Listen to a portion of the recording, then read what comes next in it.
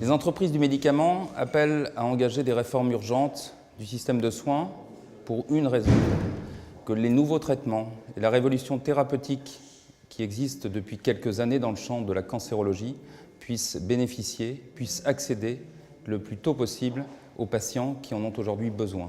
Cette révolution thérapeutique, c'est avant tout des découvertes majeures depuis plusieurs années en recherche fondamentale qui conduisent à identifier de façon claire l'évolution de la cellule normale en cellule maligne et de découvrir au fur et à mesure les mécanismes d'altération qui conduisent à cette évolution vers le cancer ou les cancers. Ces réformes doivent porter à la fois sur des questions de recherche.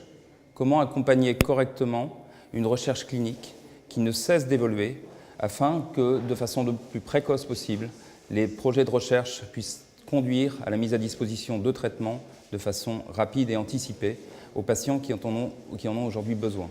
Cette réforme, c'est aussi une réforme qui doit porter sur l'évaluation du médicament. Les approches d'évaluation doivent être complètement révisées. Révisées parce que les séquences thérapeutiques qui arrivent aujourd'hui sur le marché, qui sont aujourd'hui en développement clinique, sont très différentes de ce qui prévalait jusqu'à maintenant. Ces réformes doivent aussi porter sur les conditions de diffusion de l'innovation thérapeutique dans le système de soins. Et elles doivent accompagner des changements dans l'organisation des soins. Par exemple, les thérapies ciblées qui conduisent de plus en plus de patients à être traités à l'extérieur de l'hôpital et dont l'accompagnement doit être réalisé dans l'organisation des soins.